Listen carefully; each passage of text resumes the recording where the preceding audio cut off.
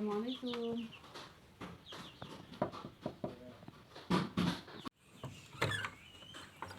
Waalaikumsalam, silahkan masuk.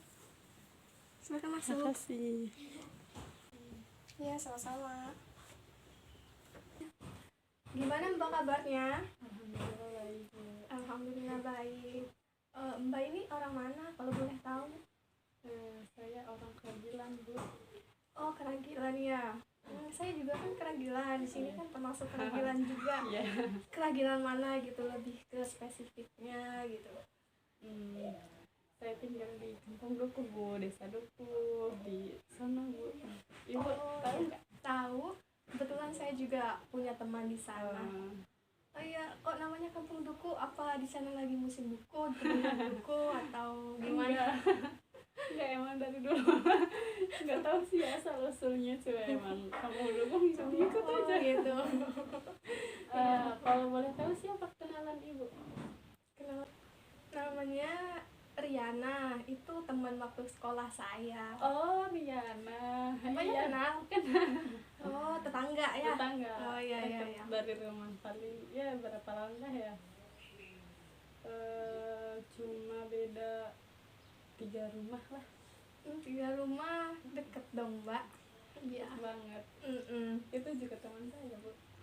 Oh gitu. Itu bisa kebetulan ya? Emang sekampung. Kalau boleh tahu nih, kesibukan Mbak apa aja sih? Sekarang enggak sibuk sih sebenarnya, Bu. Cuma lagi ini kuliah. Oh, kuliah. Iya, kalau boleh tahu apa semester berapa sekarang? Semester 7. Semester 7. Baru beres PPL kemarin. Oh, jadi bentar lagi insya Allah lulus ya, Mbak. Minta doanya. Semoga lulus tepat waktu ya, Mbak ya. Jurusannya kalau boleh tahu? BKI, Bimbingan Konseling Islam. Oh, BKI. Sama dong kayak dulu saya BKI juga. Oh. Kalau boleh tahu nih, Mbak tahu informasi konseling di saya itu dari siapa? Saya direkomendasiin dari teman sih, Bu. Temen yang tetangga itu ya, teman saya atau yang lain? Teman kuliah. Oh iya, teman kuliah ya. Kebetulan katanya dia punya konselor gitu tuh, konselor sering menyelesaikan masalahnya sama ibu. Dan saya pun kayak pengen gitu, Bu, pengen nyelesain masalah gitu tuh, dan menemui ibu gitu tuh. Jadi dari rekomendasi teman sih. Oh gitu ya. Ya sebelumnya Mbaknya itu pernah di konseling nggak sih? Apa ini baru pertama kali? Iya, baru pertama kali. Jadi saya belum pernah konseling. Biasa gugup ya, Mbaknya biasa aja. Ya. Oh iya. Sebelum Mbak datang ke sini nih, sebelum Mbak cari-cari sebelumnya gitu, cari-cari informasi nggak sih terkait konseling itu sebelum datang ke saya? Kayak gimana misalnya konseling itu, takut rahasianya terbocorkan enggak gitu? Enggak sih, enggak sempet saya cari, cuma tahu ada konselor gitu, langsung kesini aja gitu tuh, nggak sempet nyari konseling itu apa. Jadi mungkin biar tahu langsung dari ibu gitu tuh. Gitu ya. Iya. Harapan Mbaknya nih nanti setelah di konseling apa? Harapan saya sih pengen masalah yang sekarang saya alami, yang saya hadapi itu pengen terselesaikan gitu, Bu. Nggak terselesaikan nggak apa-apa, yang penting ya berkurang gitu tuh. Jadi apa yang saya alami itu nggak mau berlarut-larut gitu, makanya saya datang ke sini untuk meminta bantuan ibu memecahkan masalah saya yang sekarang gitu. Ya semoga saja saya bisa membantu ya permasalahan Mbaknya ya. Amin. Nah, jadi sebelum kita mulai konselingnya, saya akan memberitahu dulu ya Mbak, bahwa konseling hari ini berkisar 40 sampai 45 menit ya Mbak ya. Dan jika nanti ketika permasalahan mbaknya nih belum kelar dalam pertemuan hari ini, bisa kita jadwalkan di hari berikutnya ya mbak ya. Gak apa-apa kan ya mbak? Ya baik. Nah lanjut ya, saya akan menjelaskan apa itu konseling. Jadi saya akan menjelaskan terlebih dahulu ya mbak, konselingnya sendiri itu pengertiannya apa aja gitu, tujuannya gitu ya. Nah pengertiannya sendiri yaitu proses pemberian bantuan kepada klien untuk mengentaskan suatu permasalahan yang sedang klien alami. Nah tujuannya itu agar kliennya atau mbaknya nih hidupnya lebih terarah gitu ya ke depannya gitu, bisa menentukan pilihan yang terbaik. Nah sampai sini paham nggak nih mbaknya? Paham sih. Jadi proses konseling itu yang yang mau kita lakukan. Jadi konseling itu kayak proses pemberian bantuan gitu kan dari ibu gitu, sebagai konselor kepada saya selaku konseli atau klien ibu gitu tuh. Dan untuk apa? Untuk menyelesaikan masalah saya. Iya gitu. betul sekali mbaknya, udah menangkap ya apa yang mau saya omongin. Insya Allah. Nah jadi antara mbak dengan saya ini tingkatannya sama ya mbak ya, nggak ada yang dominan, nggak ada yang lebih tinggi. Jadi mbak nggak usah merasa kayak paling apa namanya, di bawah saya gitu ya. Nah jadi mbak di sini juga saya akan menjelaskan bahwa di konseling ini terdapat 4 kunci asas ya. Yang pertama yaitu Yang pertama yaitu kerahasiaan, di mana segala bentuk permasalahan yang mbak alami itu akan saya rahasiakan rapat-rapat, tidak ada satu orang pun yang tahu kecuali saya ya mbak ya dan mbak gitu. Nah mbaknya bakal ceritakan segala permasalahannya tanpa ada yang ditutup-tutupi. Iya, tanpa ada yang dirahasiakan. Ya, saya akan menceritakan permasalahan saya sedetail mungkin gitu. Soalnya emang perlu ada solusi gitu dari ibu. Makanya saya nanti akan bercerita apa aja masalah saya yang sedang saya hadapi. Masih rekam ya? Oh ya, nah lanjut di asas kedua ya mbak ya. Jadi asas keduanya yaitu asas kesukarelaan, dimana mbaknya nih tadi kan direkomendasikan ya dari teman mbak sendiri.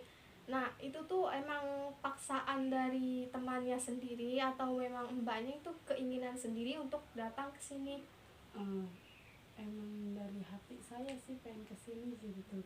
Soalnya emang ini masalah pribadi dan saya pengen kelar gitu masalah saya, makanya saya datang aja ke sini gitu tuh untuk ya menyelesaikan masalah saya tadi gitu tuh. Nggak ada paksaan sih gitu tuh, emang kepengenan sendiri gitu tuh, sukarela.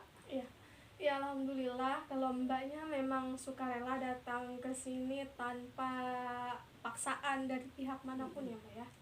Nah lanjut ke asas yang ketiga yaitu asas keterbukaan, dimana mbaknya ini terbuka gitu ya, bercerita,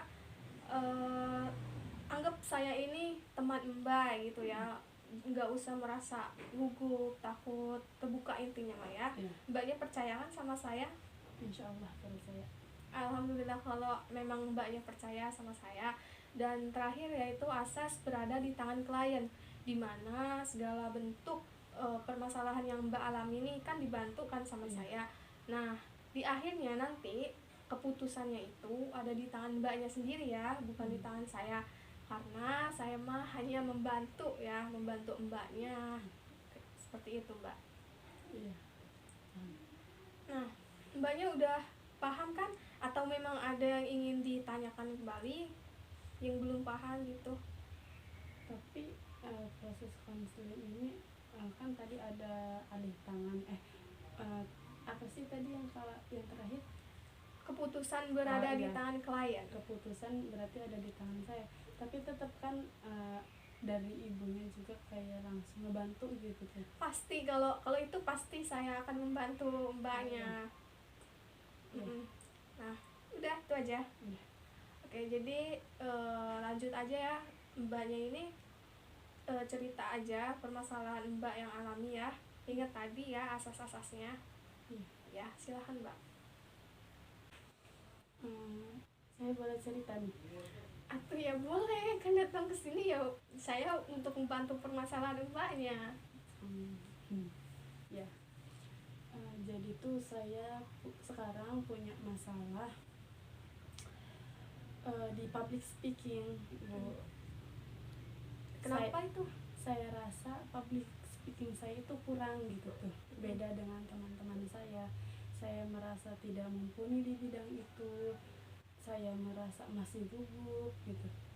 Terus saya rasa saya tidak percaya diri gitu tuh, makanya setiap kali public speaking, walaupun saya mempersiapkan segala sesuatunya gitu tuh, tapi tetap aja nantinya mah kayak ada nervous gitu, ada kayak deg-degan gitu. Padahal mah dari sebelum tampil juga udah di apa ya, kayak udah jaga-jaga gitu, jangan jangan mikirin yang belum terjadi. Soalnya kan saya tuh mikirnya kayak gini, kalau misalkan mau tampil tuh takut nanti penampilan saya tuh kurang memuaskan gitu buat yang ngedengar, yang merhatiin gitu tuh. Makanya dari situ tuh yang awalnya biasa aja gitu tuh, mau kayak ya udah gitu tuh, ngalir aja, nggak mau nervous, nggak mau deg-degan. Tapi ketika maju gitu tuh, itu tuh kayak langsung ngeblank gitu tuh.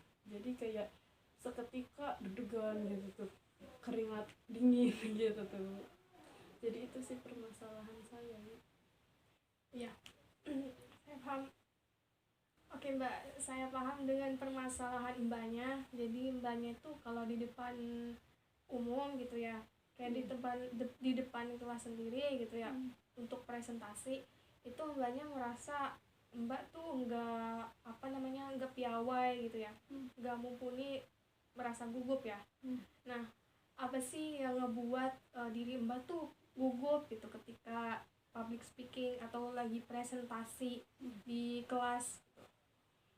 Misalkan aja nih lagi presentasi di kelas nih, gugupnya saya tuh ya tadi, takut apa yang saya sampaikan itu tidak sampai gitu sama yang mendengar apa yang saya katakan gitu tuh. Jadi takutnya nggak paham sama omongan saya, kemudian juga takutnya gitu tuh teman-teman saya yang mendengar perkataan saya tuh kayak apa ya, takut aja gitu tuh dengan omongan saya, takut salah gitu tuh. Kan dari situ teman-teman kalau misalkan melihat kesalahan yang ada di depan gitu, yang ada orang yang ngomong terus kemudian salah, itu kan kayak pandangannya jelek gitu ya. Jadi pandangan mereka ke kita, ke saya itu kayak jelek, takutnya gitu. Kemudian juga kayak merasa belum mampu aja gitu tuh, misalkan lagi bicara di depan. Soalnya teman-teman saya tuh ada yang lebih bisa gitu, public speakingnya bagus gitu tuh, terus ketika berbicara lancar. Jadi kayak gimana ya, takut sendiri gitu tuh, takut enggak lebih bagus, enggak lebih baik dari apa yang ada di depan mata saya gitu tuh. Oh, jadi yang tadi mbak katakan bahwa mbak merasa jadi mbaknya tuh ngerasa kalau teman mbaknya itu lebih pintar ya, lebih mumpuni, lebih bisa di bidang public speaking, sedangkan mbaknya itu belum bisa gitu, yang ngerasa gitu, masih di bawah mereka gitu. Nah, apa itu hanya firasat mbaknya saja atau memang pernah kayak diulik gitu? Jadi gimana ya, kalau buat public speaking gitu tuh, buat public speaking misalkan saya udah nyiapin materi yang akan disampaikan oleh saya itu dengan matang gitu tuh, misalkan lagi di kamar gitu, lagi di rumah nyiapin gitu, biar apa, biar besoknya ketika presentasi itu tuh lancar gitu tuh. Akan tetapi eh, kalau misalkan dibandingin di rumah itu iya gitu kayak lancar. Kan emang belajarnya juga sampai lancar gitu tuh, sampai benar-benar paham, sampai benar-benar bisa nanti dijelasin ke teman-teman gitu tuh.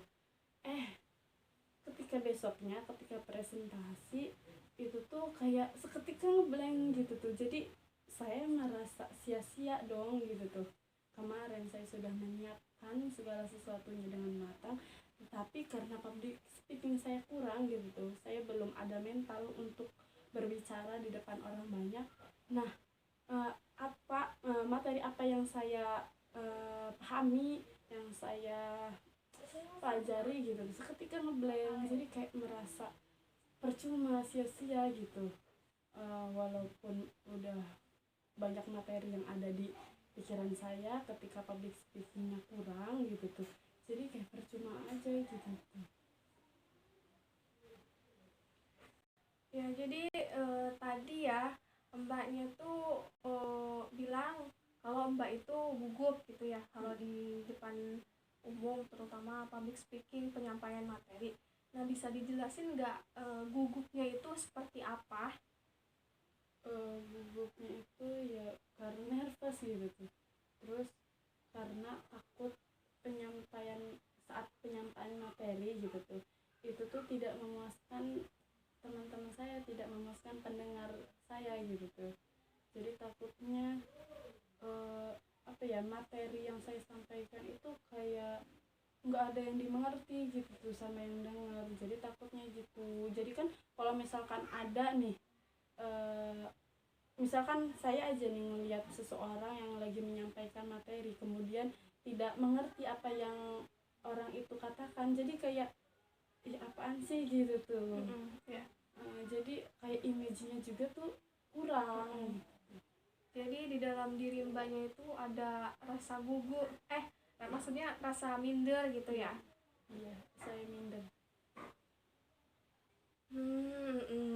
Jadi mbaknya itu merasa minder karena ngerasa mbaknya itu ada yang jauh lebih baik ketimbang mbak, itu firasat mbaknya aja gitu kan?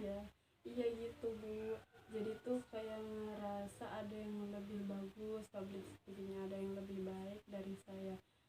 Terus juga saya tuh kagum sama teman saya gitu kan, waktu dulu pas zaman sekolah, pas ya kan ada tuh teman saya yang sekelas itu tuh public speakingnya bagus gitu tuh.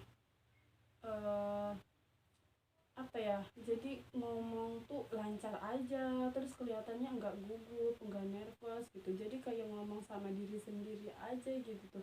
Nah dari situ tuh kayak pengen gitu, nah sama orang itu, jadi kayak kagum sama orang itu, terus kayak pengen juga jadi kayak gitu, jadi teman saya itu public speakingnya bagus gitu. Terus tuh tapi udah saya coba gitu tuh kayak presentasi, nggak mau deg-degan, biasa aja, tapi pas maju mah deg-degan lagi gitu tuh, gugup lagi. Terus saya bingung sendiri jadinya gitu Bu. Nyampe sekarang gitu tuh, dari dulu sampai sekarang public speaking aku kayak gini-gini aja, biasa-biasa aja gitu tuh, masih gugup aja ketika berbicara di depan banyak orang gitu Bu. Oh, jadi mbaknya tuh memiliki perhatian khusus ya terhadap orang-orang yang public speakingnya menurut mbak itu bagus gitu ya? Iya Bu, saya tuh kayak kagum gitu. Terus orang yang public speakingnya bagus tuh kayak panutan gitu buat saya, motivasi biar jadi seperti itu gitu. Pernah nggak sih ada di mana mbak itu merasa di depan umum tuh pede banget? Ada sih Bu. Apa itu? Jadi kalau misalkan majunya bukan untuk menyampaikan materi gitu tuh, bisa aja kayak misalkan saya kan hobi gitu sama seni, saya senang sama bidang kesenian. Waktu itu jadi ceritanya saya menampilkan sebuah kesenian yang saya yang saya latih gitu tuh, terus kemudian diperlihatkan, dipertontonkan di banyak orang. Itu tuh kayak biasa aja, nggak deg-degan, soalnya emang itu tuh kayak tempat saya gitu tuh. Malah senang gitu tuh ketika saya tampil membawakan hobi saya gitu tuh. Jadi mbaknya ngerasa kalau hobinya itu adalah bakat mbaknya gitu ya? Iya, iya, jadi tuh kesenian adalah bakat saya, dan ketika saya menampilkan bakat saya itu tuh bukan nervous, bukan gugup, yang ada kayak seneng aja gitu, nggak ada deg-degannya gitu. uh, Ya ngalir aja gitu tuh, nyampe beres gitu, nggak ada kata takut juga, nggak malu gitu, ya udah emang hobi saya ini gitu tuh, jadi enak aja gitu tuh. Nah, jadi ketika mbaknya tampil kesenian, ada nggak sih komentar positif atau negatif dari teman-temannya mbak sendiri atau orang-orang yang menonton ketika mbak tampil kesenian? Kebetulan emang responnya positif semua gitu Bu. Waktu itu kan ceritanya ada tugas seni, itu individual, dan saya ketika maju itu tuh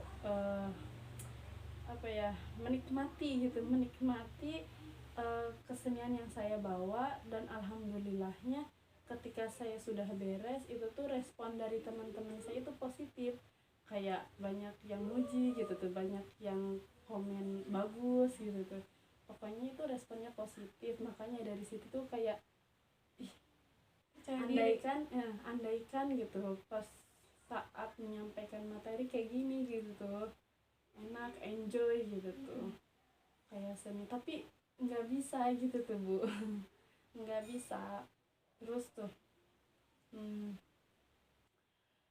teman saya tuh banyak yang bilang kalau saya tuh hebat senang saat menampilkan kesenian itu. Makanya dari situ tuh kayak termotivasi aja gitu tuh, termotivasi buat mengembangkan hobi saya gitu tuh, biar nanti ketika saya maju lagi untuk menampilkan hobi saya itu tuh kayak memuaskan penonton lagi, memuaskan teman-teman saya lagi. Oh, jadi dari komentar positifnya itulah membuat diri mbaknya itu termotivasi Iya, gitu kan ya. Iya, Nah, banget. Nah, saya nanya kembali ke public speaking ya mbak ya. Ada nggak sih orang yang secara terang-terangan memuji orang yang public speakingnya itu bahwa dia itu bagus gitu? Maksudnya gimana ya? Misalnya mbak kan tadi punya temen yang public speakingnya bagus nih, iya. Terus mbaknya nih langsung muji ke orangnya, wah saya hebat nih punya teman kayak kamu, saya pengen deh kayak kamu gitu, atau nanya tipsnya gimana biar kayak gitu. Jadi sayanya yang nanya gitu. Pernah nggak muji orangnya gitu? Paling muji dalam hati sih Bu, kayak misalkan orang itu bagus banget public speakingnya, jadi buat motivasi diri sendiri aja, nggak sampai ngomong langsung gitu tuh, soalnya emang malu gitu. Malu juga kalau diomongin. Cuma kalau misalkan tergantung kondisi. Kalau misalkan emang lagi spontan ngomong lah gitu tuh, ya udah tinggal ngomong bagus banget sih si Anu gitu tuh public speakingnya gitu tuh. Tapi kayaknya nggak terlalu sering kayak gitu, lebih banyak di dalam hati aja gitu tuh.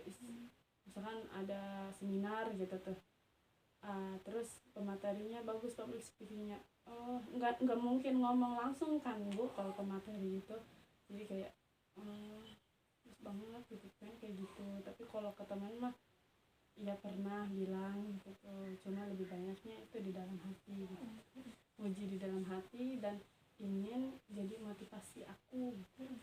Nah, jadi mbak kan tadi mengatakan bahwa mbak pernah muji langsung sama teman mbaknya gitu. Apa reaksi teman mbaknya?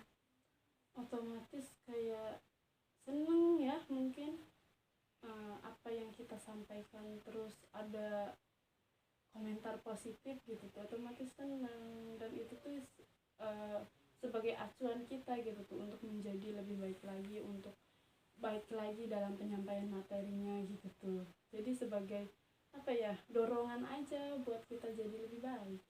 Gitu ya. Coba kita renungi kembali ya Mbak ya. Mbak nih kalau tampil kesenian kan katanya percaya diri nih ya.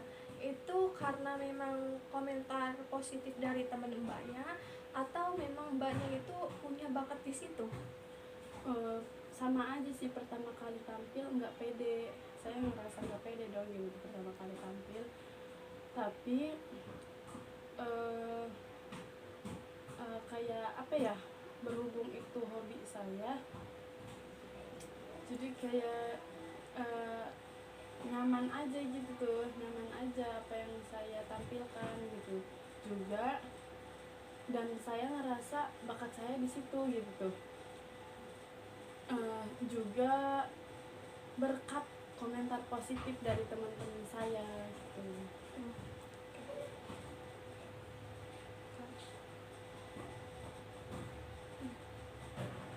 Langsung ke yang tadi.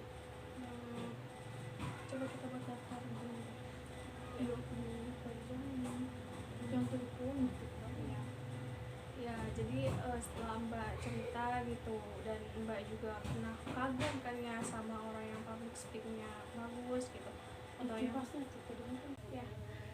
Setelah tadi Mbak cerita bahwa Mbak tuh tadi memiliki teman yang public speakingnya bagus gitu menurut Mbaknya, dan itu ngebuat Mbaknya termotivasi gitu ya, ingin seperti teman Mbak gitu ya. Dan Mbak juga pernah muji secara langsung tapi enggak terlalu sering gitu kan. Nah, coba Mbaknya gitu ya bikin daftar gitu, apa sih yang ngebuat Mbak nih ketika tampil kesenian Mbak tuh jadi berani percaya diri tampil di depan umum.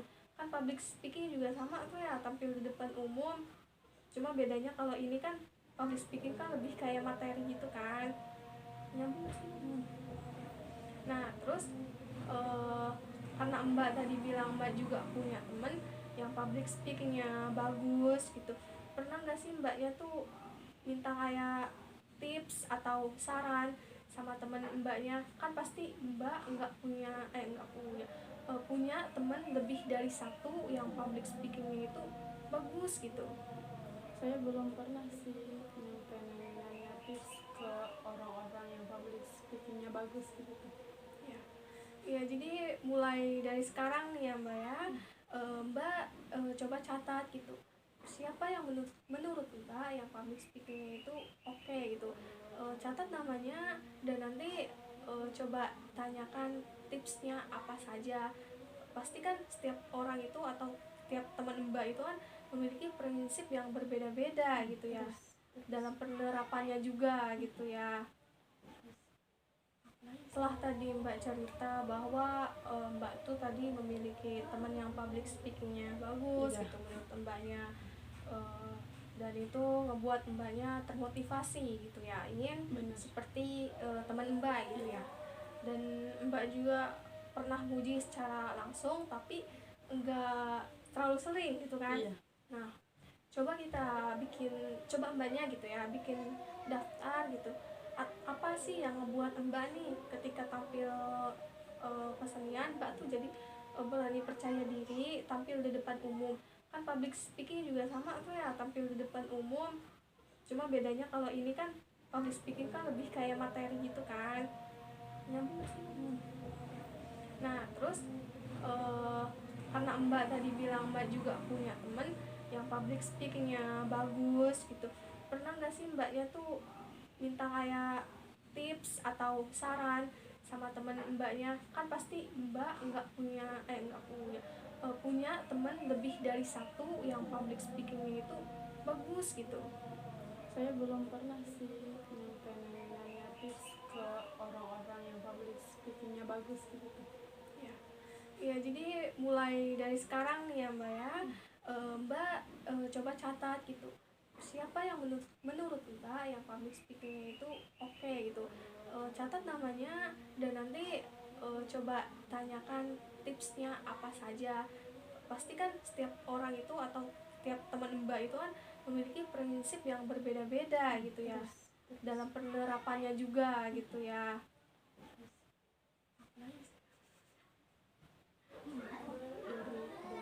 Dari situ gitu kan banyak tips tuh.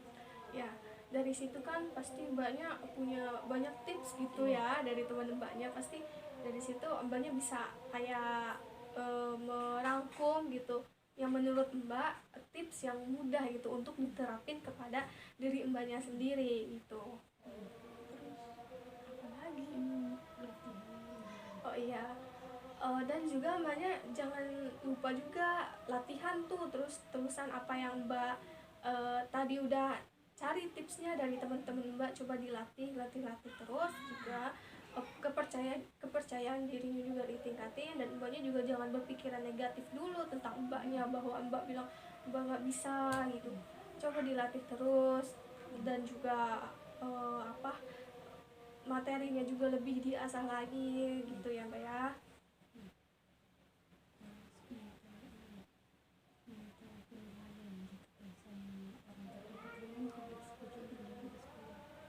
Nah, ketika Mbaknya sudah menerapkan nih, Mbaknya udah latihan, coba minta seperti apa, penilaian gitu kepada teman Mbak. Bagaimana sih public speaking Mbaknya itu gitu ya. Siapa tahu ada peningkatan gitu. Coba minta sama orang yang terdekat gitu kan, dia yang lebih tahu gimana Mbak gitu loh. Terus dari situ ada ketahuan. Nah, dari situ ntar Mbaknya ini bakal ketahuan gitu, Mbaknya tuh kayak ada nggak sih di diri Mbaknya tuh ada perubahan gitu ya Mbak ya. Peningkatan gitu dalam public speaking Mbaknya gitu. Nah juga coba minta koreksi juga nih sama temen Mbaknya nih, apa yang membedakan ketika Mbak dulu public speakingnya ketika penyampaian materi gitu, dengan sekarang ketika Mbak telah apa namanya, minta saran atau tips pada teman Mbak gitu. Udah kan. Oh, terima kasih Mbak. Oh iya, jadi saya tuh nyari gitu ya, maksudnya menemui orang yang menurut saya public speaking itu bagus. Nanti saya tanyakan gitu ya, gimana sih itu tips biar public speakingnya bagus gitu. Nah dari situ kan otomatis bakal dikasih tahu ke saya apa aja tipsnya gitu ya, caranya. Kemudian juga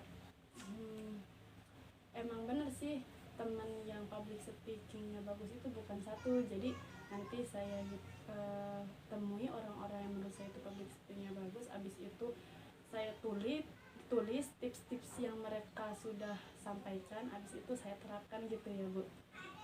Iya Mbak. Kalau misalkan belum meningkat juga public speakingnya, kira-kira gimana ya Bu? Apa tuh? Kamu yang nanya Latihan gitu. latihan terus Kayaknya nggak ada usaha yang apa sih yang melihat hasil. Aku terus coba ya tadi yang sudah saya katakan, coba banyak terus berlatih terus karena tidak ada usaha yang mengkhianati hasil ya Mbak ya. Pokoknya Mbak rajin latihan. Baik, akan saya usahakan gitu. Menurut saya omongan ibu tuh kayak ada benernya sih, emang bener sih gitu tuh. Jadi kan mereka itu punya tips ya gitu tuh untuk tampil di depan. Nah dari tips itu kan nanti ketika sudah dikasih tahu ke saya nerapin gitu tuh. Mereka aja bisa gitu, masa saya nggak bisa gitu ya Bu ya. Saya pengen minta tipsnya gitu dari ibu biar public speaking saya itu bagus, biar meningkat dari yang kemarin gitu. Jadi saya tuh pengen public speakingnya apa ya, kayak lancar gitu, nggak gugup lagi, nggak nervous lagi. Kalau boleh gitu tuh saya minta tips ataupun trik lah gitu dari ibu gitu. Ya, ya pasti boleh dong. Kalau misalnya klien saya minta apa tips, masa saya nggak kasih gitu ya. Nah, tips dari saya sendiri, yang pertama, jadi mbaknya itu harus menguasai materinya. Jadi ketika sebelum presentasi nih, mbaknya itu baca-baca buku lagi atau baca materi yang akan dipresentasikan gitu kan ya. Terus catat deh yang penting-pentingnya atau poin-poinnya yang mbak paham gitu. Kalau misalnya di materi tersebut ada yang kayak belum paham nih sama mbaknya, coba cari alternatif lain, seperti maksudnya kayak kalimatnya itu yang bisa ngebuat mbaknya tuh mudah untuk memahami materi itu gitu ya. Sampai sini paham mbak? Udah. Yang kedua, Kalau itu kan nyatet yang penting, habis itu kalau misalkan bahasa bukunya itu kalau nggak terlalu baku baku gitu ya. bisa kita rubah, tapi intinya mah masih di ruang lingkup itu gitu ya, Iya. dengan bahasa kita merubahnya. Yang kedua, Jaga ini tuh jaga interaksi. Jaga interaksi dengan audiens. yang baca. Nah, tips yang keduanya itu,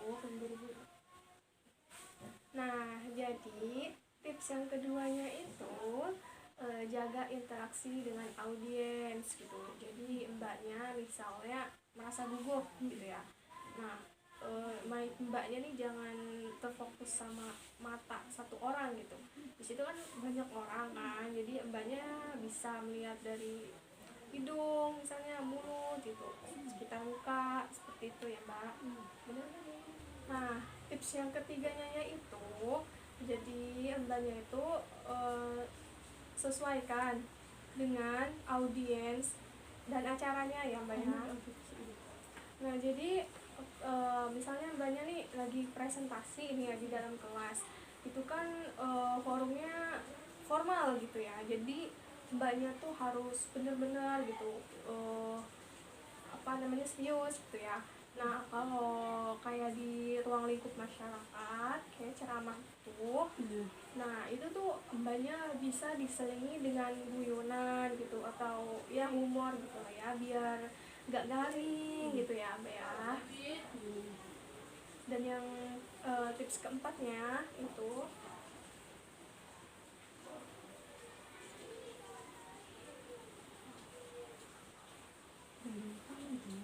hobi anak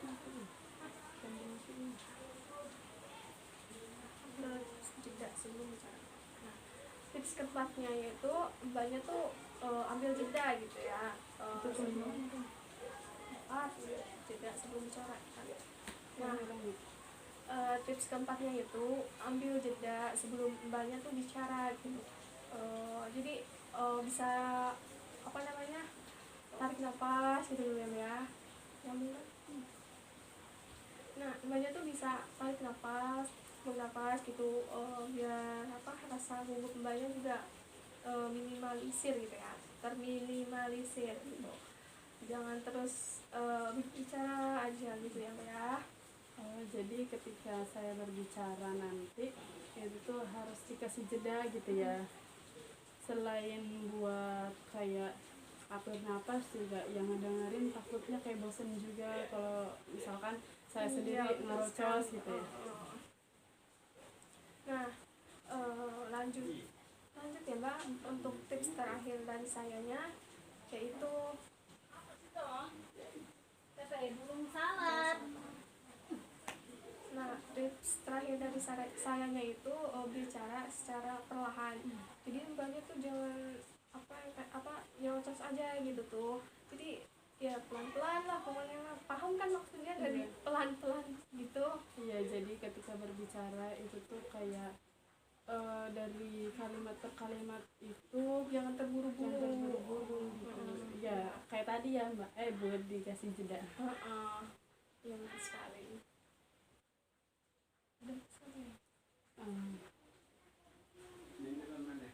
kasih Bu atas tipsnya.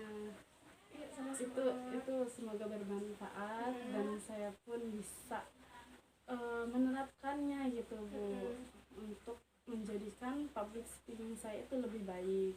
Saya juga minta doanya dari ibu gitu selaku konselor yang telah memberikan solusi kepada saya yang mempunyai masalah gitu. Terima kasih. Mungkin itu saja. Ya, semoga saja tips dari saya dan juga konseling dari saya ini membantu mbaknya ya dalam menghadapi kesulitan di bidang public speaking ya, dan semoga kedepannya mbak lebih percaya diri lagi tampil untuk presentasi dan juga berbicara di depan umumnya juga ya mbak ya. Nah, karena ini juga konselingnya telah selesai ya mbak ya, dan sudah dijelaskan di awal bahwa konseling hari ini berkisar 40 sampai 45 menit ya mbak ya, dan alhamdulillah sekarang sudah selesai ya mbak ya. Apa mungkin masih di diri mbaknya itu masih ada unek-unek yang ingin ditanyakan gitu? Kalau untuk unek-unek sih udah keluar semua gitu, cuma untuk mencoba trik dan tips dari ibu itu kayaknya perlu ada strategi gitu dari saya sendiri, cuma itu gampang di rumah insya Allah. Kalau boleh nanti kalau misalkan saya ingin ke tempat ini lagi bertemu dengan ibu boleh? Ya sangat boleh tuh, nggak ada larangan. Terima kasih sebelumnya ibu. Ya semoga saja ya membantu gitu ya, apa yang tadi sangat membantu sekali Bu. Iya, Terima kasih banyak. Ya sama-sama. Ya mungkin konseling hari ini dicukupkan ya mbak ya. Iya. Terus ya setelah itu kamu jam sudah saya pulang dulu ya udah, terima kasih banyak Bu sebelumnya. Saya pamit pulang dulu.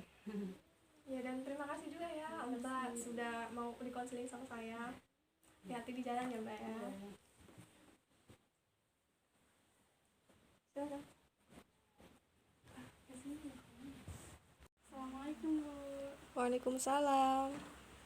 Hati-hati.